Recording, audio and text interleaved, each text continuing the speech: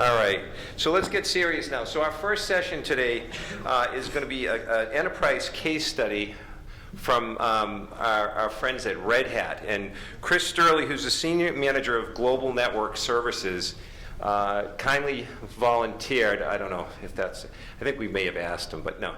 He kindly agreed to come up and talk about implementing open source based unified communications on an enterprise scale at Red Hat. So Chris has been with Red Hat for 4 years now. He's got a number of his team with him, so hopefully you'll all have a chance to meet and talk with Chris and the folks from Red Hat.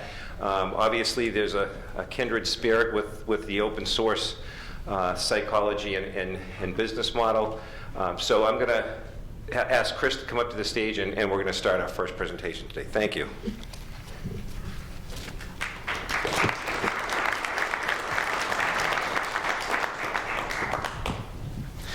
Just work? Yep. Morning, everybody. Okay, cool. Okay, now I figured how to do this. It's working? That's Windows. I can't help you. So I don't know what got into their minds putting me first speaker, so hopefully you guys don't fall asleep while I'm up here. I'll try not to slide deck you guys to death. Oh God, it snaps. Okay. I think I have like 11 slides, but only 2 of them matter, so. And then start. Yeah, just minimize this. Just advance here. Okay. Right here.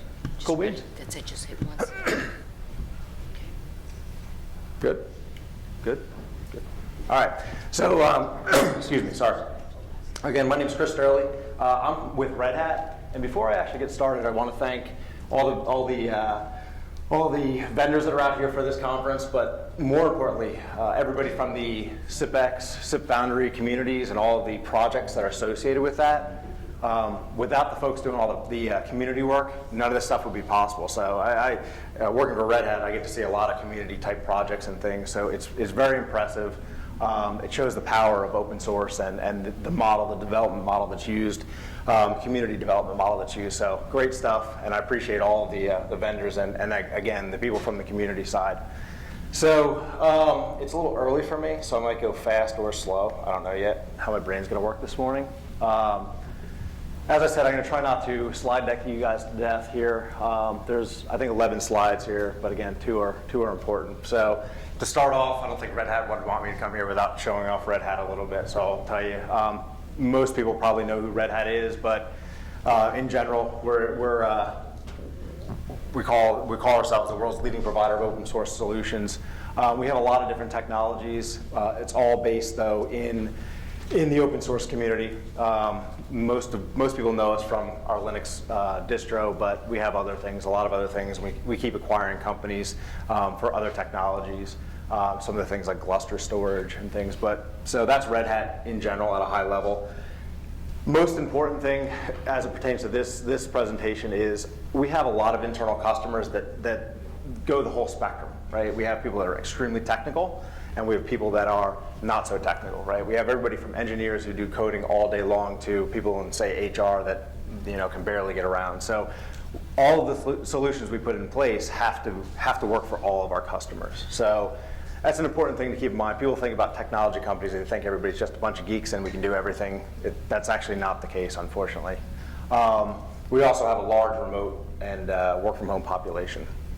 All right. So this presentation is really around using a product such as this for getting us moving out of the old way of doing things.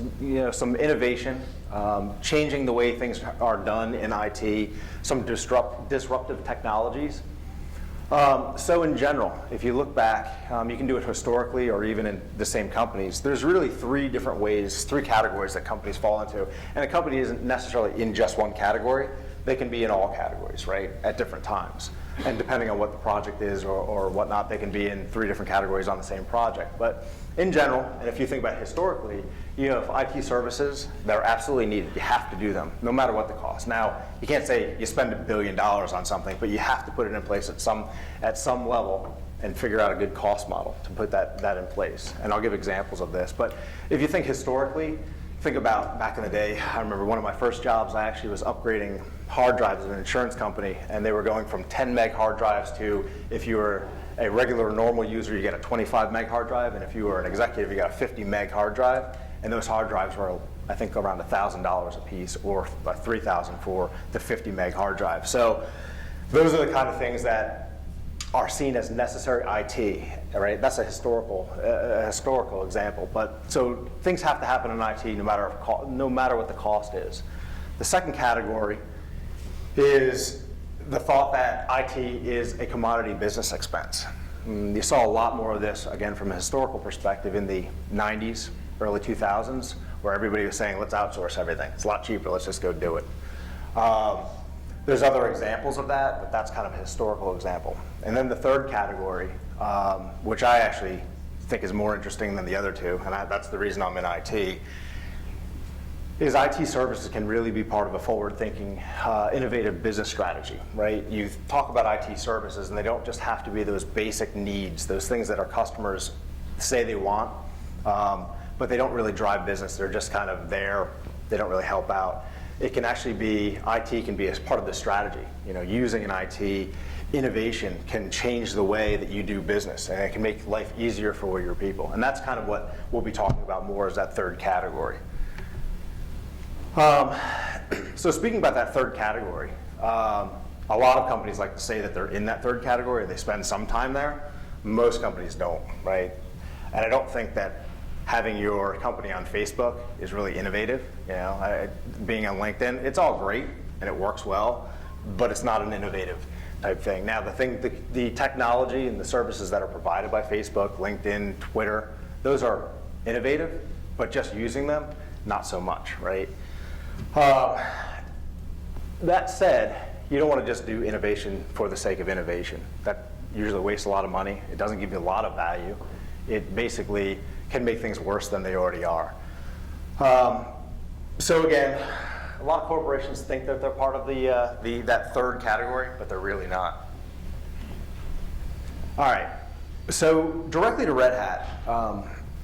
I think I probably annoy my team a lot, but these are some questions that I ask them, and not just about the voice area, but I actually run the voice and data network, so all of the firewalls, routers, switches, on the data side. And then the voice side, we have all of our dial tone voicemail, all of our contact centers, all of that falls under my area. And I challenge my team a lot with a lot of different things, and they probably think I'm pretty nutty sometimes, some of the things I ask them to do and ask them about. But one of the things that I want them to always be looking at is asking themselves these questions, right? Are we enabling the business and creating new opportunities with some of the things we're rolling out, right? Do our customers get any value from us beyond the solutions that meet their most basic needs, right? Giving somebody just dial tone and voicemail, that's a basic need. But do we do anything beyond that? Are we continuously challenging ourselves to do more? And then finally, if we're answering no to all those questions, are we really adding any value beyond just kind of, you know, anybody can do what we're doing, right? If we're not doing any of the other things, we're not adding anything above and beyond the basic value, the answer is no. We have to question why we even exist, right? Which is kind of annoying for people that work for me when I say stuff like that, but it's the truth, right? And me hiding that truth from people and not asking that question, not saying that to people, doesn't do them any favors, because somebody's going to ask that question at some point, right? All right, so, excuse me. On to something relatively boring. Boring for two reasons, and I'll talk about it in a second. But before we talk about what we actually are doing with OpenUC and SIPX and kind of our history behind what we did, have to give you guys some background. So in 2009, 2010, 2011, we were looking at our infrastructure, and this is what it basically looked like. We had 5 independent voice clusters. They communicated with each other. You could short dial between them, but they were definitely independent clusters. Fortunately, before I actually arrived at Red Hat, people had the forethought to look and use SIP as the basic underlying protocol that we used, right? So even though we were not necessarily on an open source platform, the protocol that we were using was based on SIP. So at that time, 95%, and I actually think that's a little bit low. I think we were probably closer to 98% or so of our infrastructure, our voice infrastructure was running SIP.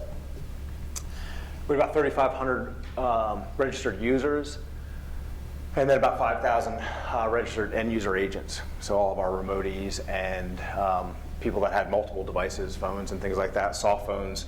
So we have about 5,000 registered end user agents. Some of the downsides, though, we were limited to dial tone voicemail. That's all we provided, right? It was basically pick up the phone, get a dial tone, things are working.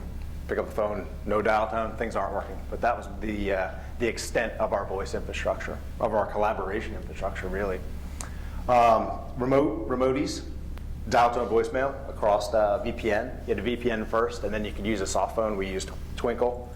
But that was basically the extent of what we could do from voice services, from collaboration services. We also had limited video integration. We had some life-size units, not that many. I can't remember how many. We had some other kind of devices as well, but mostly life-size. We had maybe 10 globally. But this was what it looked like. So the reason that we have a picture of somebody sleeping, first of all, I just read that all to you, and it's pretty boring probably for you guys to hear me read all that to you. But secondly, this is the kind of information I went to my management with when I said, hey, I need $1 million or I need $500,000 because I need to upgrade. They're like, well, for what? What kind of cool stuff are you going to do with $1 million? And I'm like, yeah, we'll give you dial tone and voicemail. So it's really, it's very difficult to ask for a lot of money when you're telling a story like that, right? And the problem ended up being, we'll go into it a little bit later, I was asking for a lot of money, a lot, because we had to continuously upgrade. We had forced upgrades we had to do often. I had to upgrade hardware constantly. We were in a cycle about every 2 years having to do major upgrades, and we were constantly going back asking for a lot of money. So again, it's a boring story to tell, particularly when you're asking for a lot of money. So that's kind of where we were in 2009, 2010, 2011. So at the time, we had 3 things going on, and these kind of fall into those 3 different categories.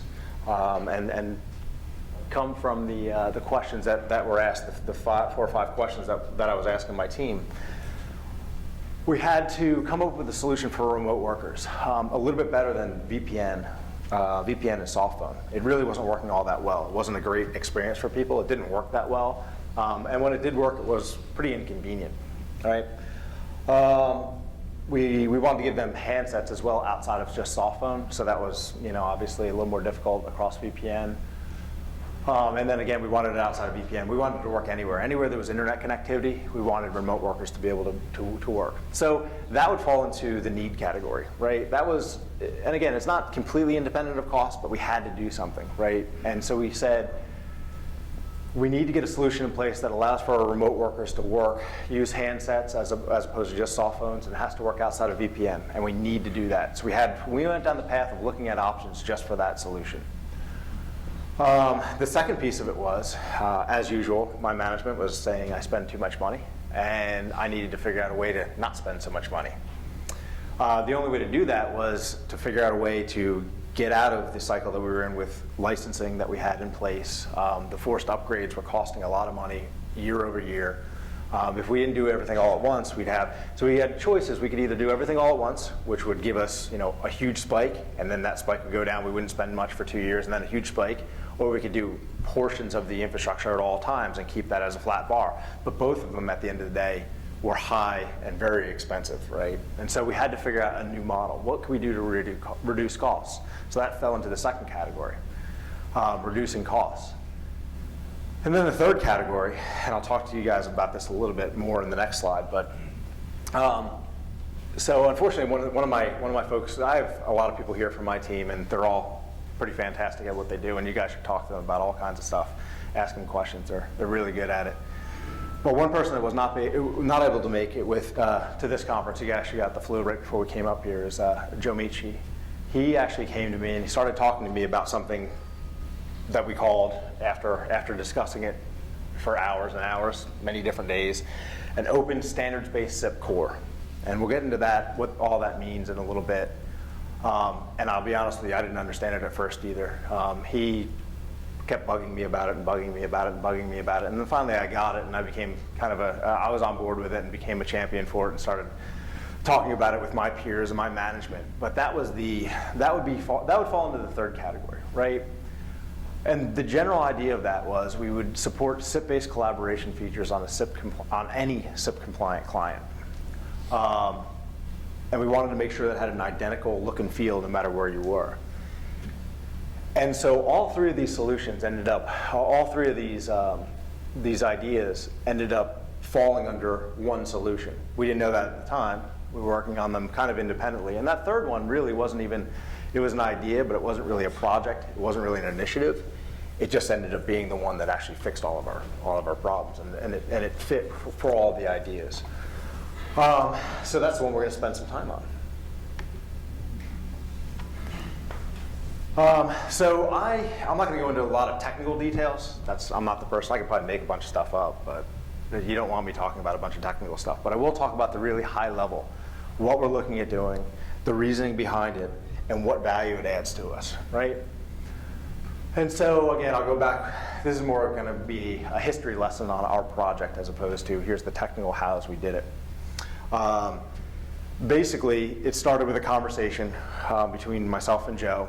Really less of a conversation, more of Joe badgering me about stuff and explaining that we're not doing enough, that we have this powerful protocol underlying everything called SIP, and we're only using it for dial tone and voicemail, and we're doing horrible injustice to the company. And he was very passionate about it. I'm like, hey, okay, Joe, that's great.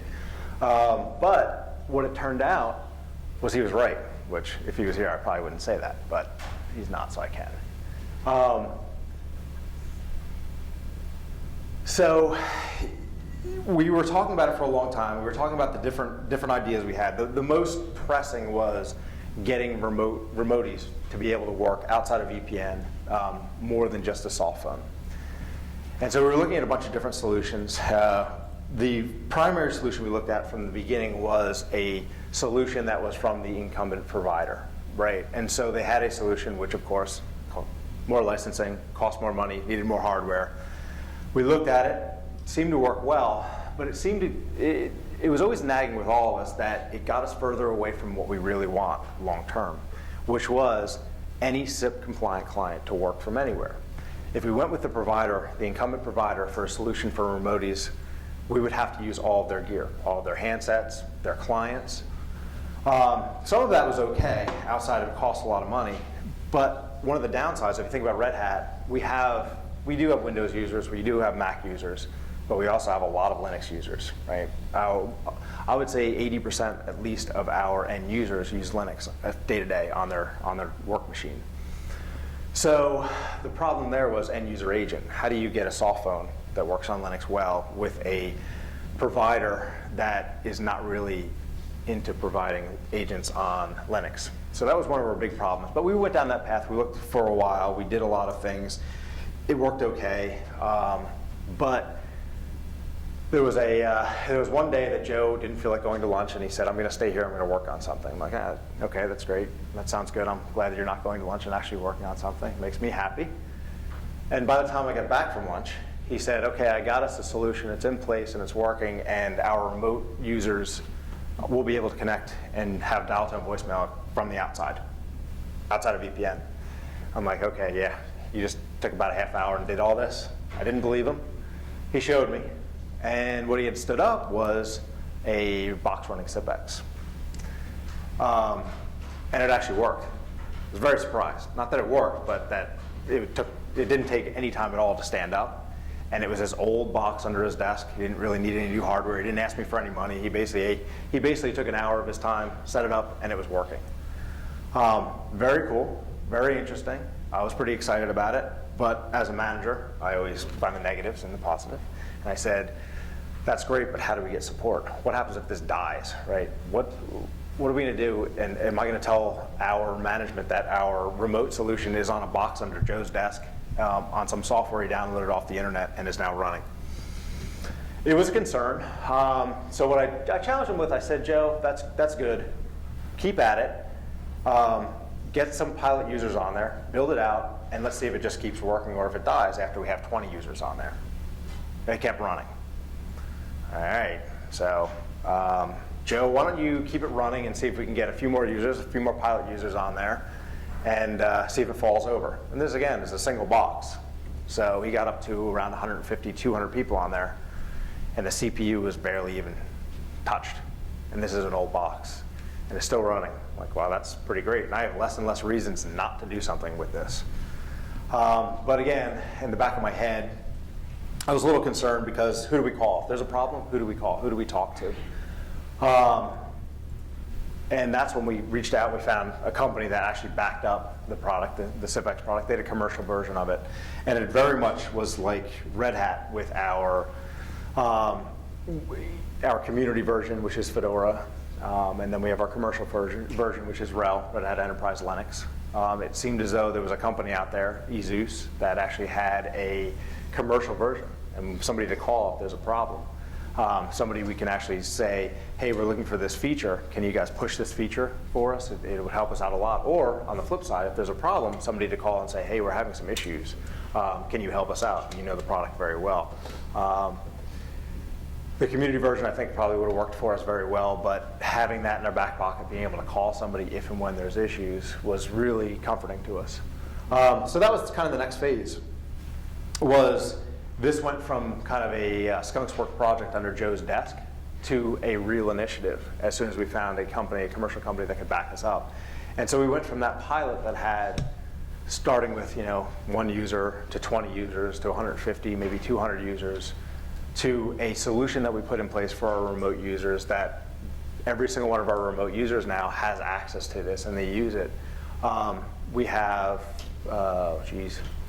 we probably have about 1,000 users that use it remoties. We have a large remote user population. Right now, Red Hat is around 5,000 users.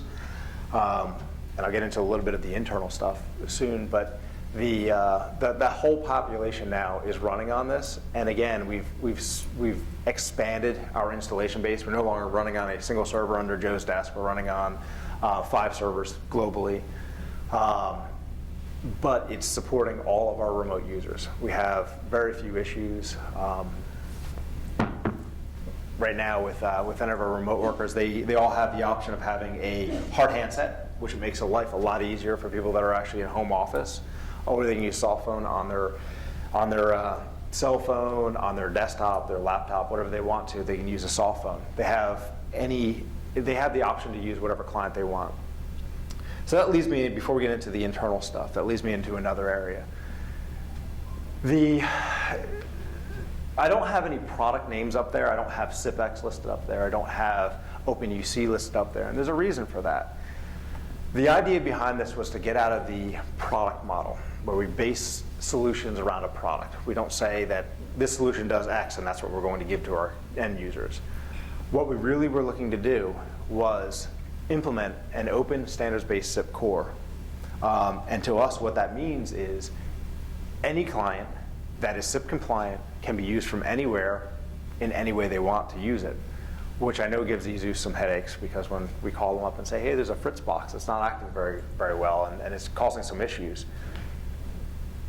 In most companies, that would be, well, they shouldn't be using a Fritz box to connect, or they shouldn't be using an asterisk box to connect into the SIP core. But from our perspective, we wanted to get out of the model where we tell our customers how things are used. I don't want to put something on their desk and say, here's your phone, this is how to use it. What I wanted to do is say, here's a SIP core, connect it any way you want to, use whatever client you want to, whatever makes you comfortable, makes you do your job better, makes you more efficient, that's what you can do. And so that's why there's no real, we don't put products up there. The concept is not around a product. The concept is around having an open core that is standards compliant, that allows people to work in the way they want to, right? The other piece of it is, if you see on that far side, we have federated services. Those are the next steps we're going to look at doing, federating and moving into people who want to use Google Hangouts and Facebook and Skype. When we were starting to look at this stuff, and we were looking at options for remoties, there was the question out there, why don't we just use Skype? And it could be an option, right? I didn't really care for that option all that much for multiple different reasons, everything from technical to philosophical. But technically, it could work, right? People could use Skype and just move along their way. But again, what that does, it moves us away from we want a single experience for people. We want people to, no matter where they're using the service, they want it to work exactly the same. So if we tell all of our remote users go use Skype, when they come into the office, their experience would be completely different because they wouldn't be using Skype any longer. They'd be using our internal dial system, and it would be two distinct solutions, right? And they wouldn't work very well together at times. Sometimes they would, and sometimes they wouldn't. But you couldn't have a single dial plan. There was a lot of downsides to it.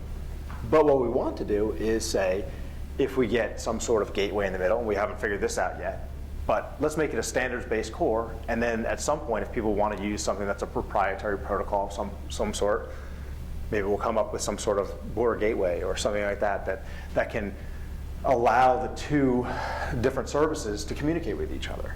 The idea for us was to make sure that the core remains standards-based, and then everything else would fall into place. And so far it is. So kind of back to the story of where we were from remoties. What do remoties do? What do we do for their services? And I'll be completely honest with you. One of the reasons that I pushed this so hard was I'm actually a remotie. I work remotely.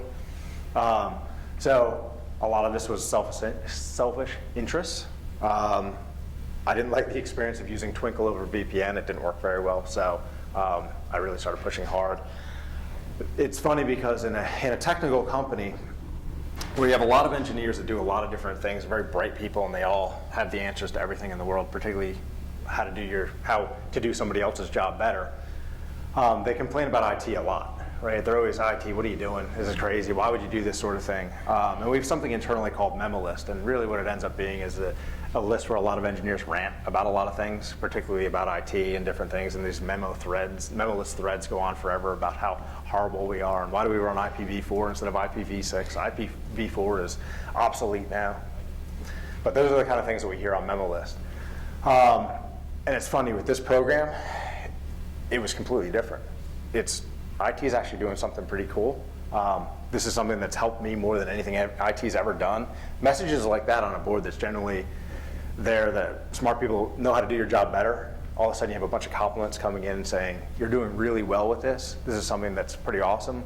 We didn't think about it, but it changes the way we do our job. It allows us to be free and not have to kind of find a phone somewhere. You know, we want to do a conference call, we have to go either have a really huge home phone bill that's maybe we'll get reimbursed after a while or not. It's nice to be able to have a soft phone or a hard handset at home. So these engineers are actually saying you're doing a really good job. So that's the remote piece. So that worked really well. That program went for a few months till it was finally rolled out, and we got vast majority of people, the remote users, off the VPN solution over to this solution. So while we're doing that, we started looking at some of the other things. We have that other piece hanging out there that was around costs and all the upgrade cycles and how much it was costing and the licensing complexity around the proprietary solution we were using internally. We started to say, wow, this is really working very well. We have 1,000 people or so on this solution. It's not touching the CPU. Things are pretty stable. No real issues. It's working very well. Why are we not using this internally? And so that's how kind of a small little skunks work project under Joe's desk that he didn't go to lunch one day turned into a remote worker project. And now it turned into an internal dial tone voicemail collaboration project. And this is the other piece. So we wanted to add dial tone voicemail for remote workers. We succeeded in that. We now want to cut some costs. Seems like it costs less, so we'll use that, and we'll talk about the costs in the next slide. But the other piece was features and functionality. If you look on that past slide, everything that we talked about was dial tone voicemail and some video here and there. But it really wasn't using SIP, the protocol, the way it could be used or should be used. We weren't doing any of the advanced collaboration stuff. No video conferencing, no presence. We weren't doing anything beyond dial tone and voicemail. If we wanted to, our vendor that we had in place, the incumbent, assured us that we could, as long as everything was on their platform. And we paid them a lot of money for licensing, and we bought all of their stuff. We could do some things collaboration-wise. But again, that was the model of us pushing out, here's how you use the system. Here's how you use the system. And that didn't sit very well with us. So what we started to do was look at the features and functionality that we could get with this. We said, well, we can get all the other things, all the other features and functionality that come with SIP. We could do presence, we could do video, we can do I mean, if you name it, we could do it as long as a client supported it. So we started to roll it out internally. Worked very well. Features and functionality worked very well. And then the that second category, did I click the right button? Yes. Second category, I didn't put any actual dollars here, just by a big dollar sign. I want to put actual dollars of our spend up here, but use any numbers you want to. But that's really what it looked like, and I can actually explain a little bit about this. But from a CapEx and OpEx spend perspective, this is really what our spend looks like, or looked like, or is projected to look like. So if we were to continue down the path with the solution that we had in place, the incumbent solution we had in place, you can see it goes up and down and up and down and continuously. And I actually think that's very conservative, the blue line at the top. That's just to keep the features and functionality we have today. If we were to move on and we needed new features and functionality, I think that line would, actually I know that line would go up far more drastically, at least in the FY13 piece. We would need some features that we don't have today, so we'd have to actually have some more spend. But that's actually what it looks like. And then on the OpEx side, we would just continue to go up. I'd need to get more headcount, more and more headcount. One of the things today, what we have in place takes 30 servers on the proprietary platform, 30 servers. Now, to be completely transparent, that actually includes a contact center piece as well. So 30 servers for dial tone voicemail and contact center. The OpenUC platform we have in place is five servers, right? Now, we're not using OpenACD, which I think we'll do as a future endeavor. We're going to go first to a hosted managed contact center to get our contact center out.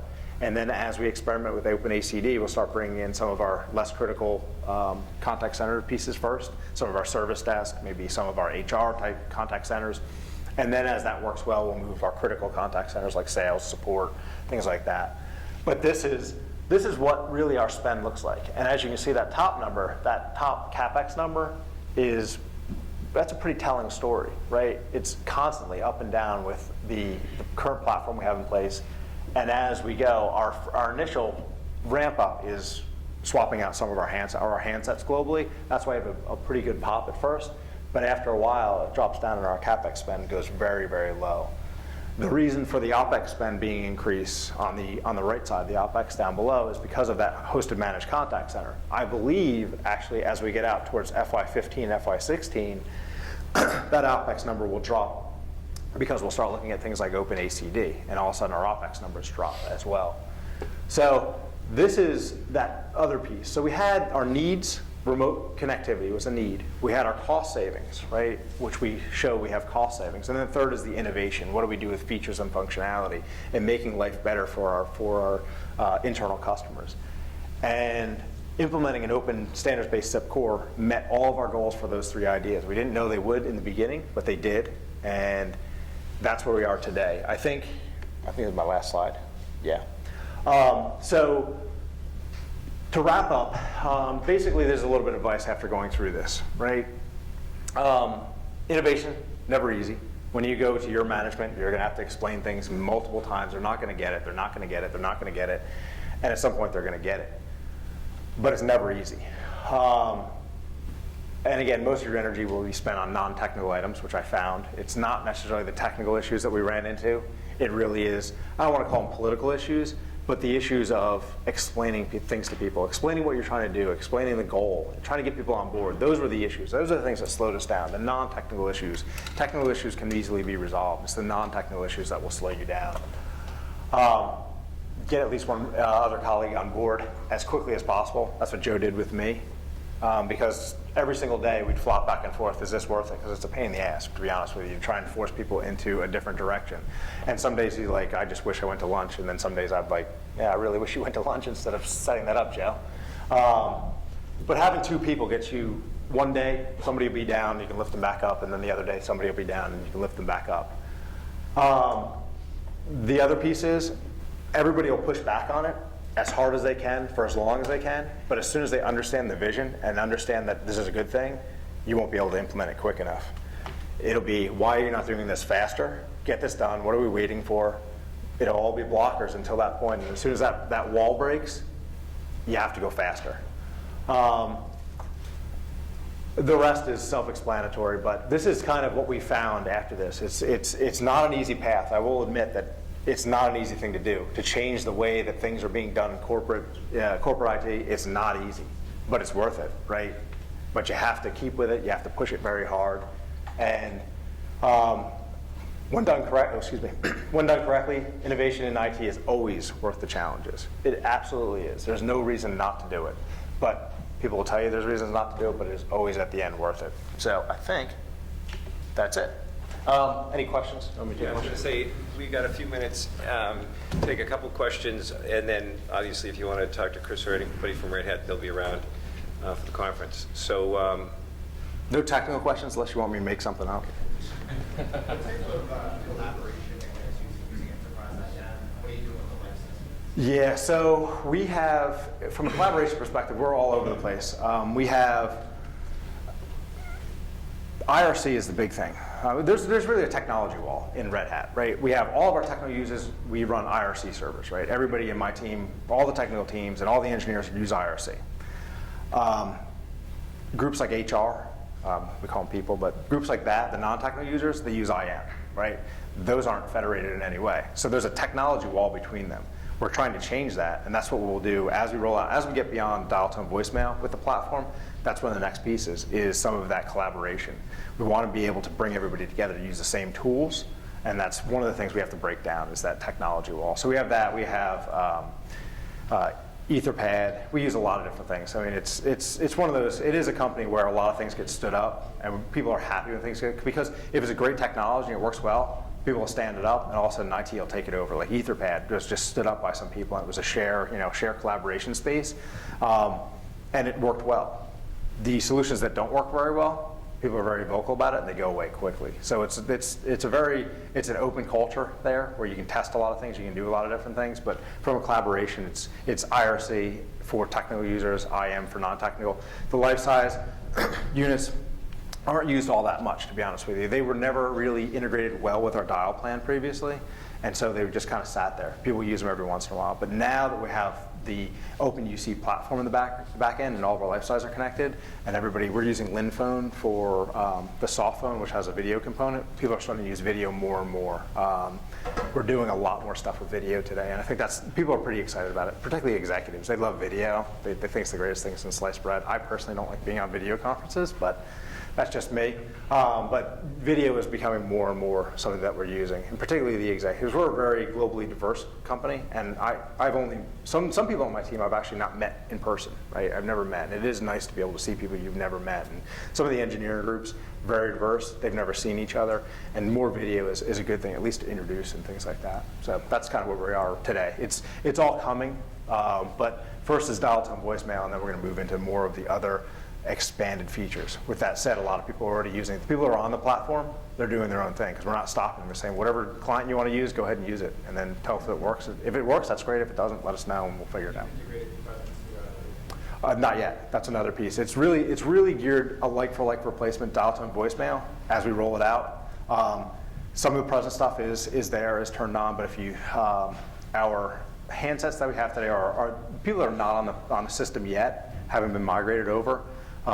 They don't actually have presence, so we have half the company that's migrated. We're in the middle of the migration. We're scheduled to be done by the end of this fiscal year with the complete migration. So. got one more? Do you have any worries of security for your remote people? Like, we're in the same boat. We have VPN. Yep.